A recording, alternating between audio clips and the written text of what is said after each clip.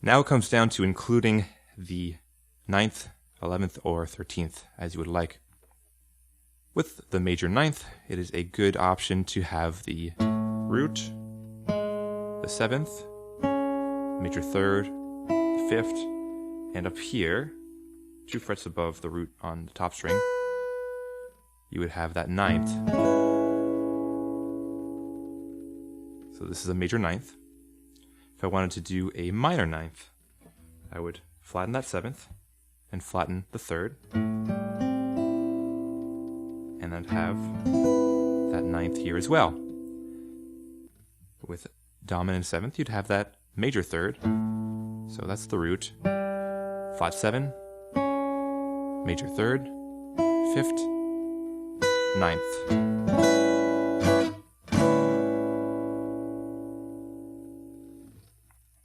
When it comes to 11th chords, the same rules apply.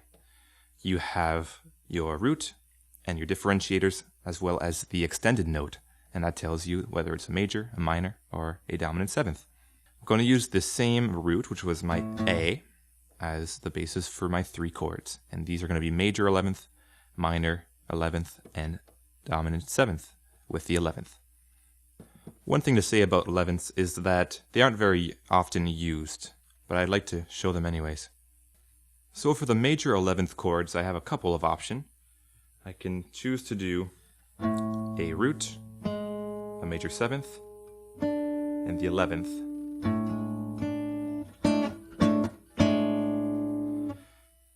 You may be saying that the major 3rd is absent, and that's completely true. However, since the 11th is so close to the 3rd, sometimes it is worth overlooking. And the reason that it is justified as well is that the 3rd is not needed to differentiate the major from the other 2 chords, because the major chord is the only one that contains a major 7th. The other 2 have flat 7th. So if I wanted to, I could have this root, 3rd, 7th, and 11th. It might be a little bit muddy because the chords are all on the bottom, strings very thick, and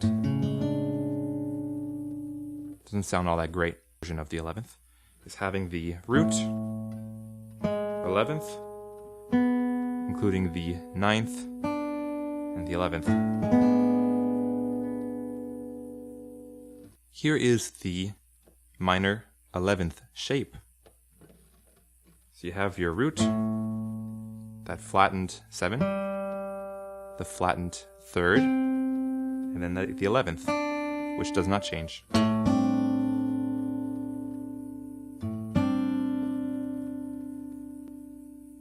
And lastly, you have your dominant 11th shape. So I have my root, my flat 7th, a 9th, and an 11th.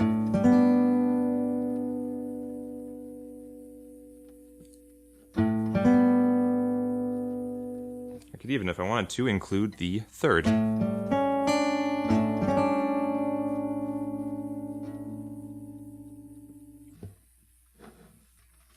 When it comes to, finally, the 13th chords, you have fewer and fewer options as you do these chords, because the higher the interval number, the more of a gap you need to introduce, and the fewer patterns accommodate that. Nevertheless, with the major 13th shape, I have my root on the A, my major 7th, my major 3rd, and a 13th, which is a 6th above the octave.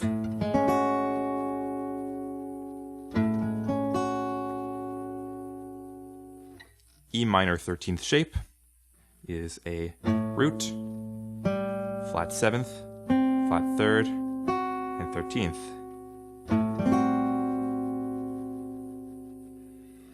And E dominant 13th shape is root, flat 7, a 3rd, and a 13th.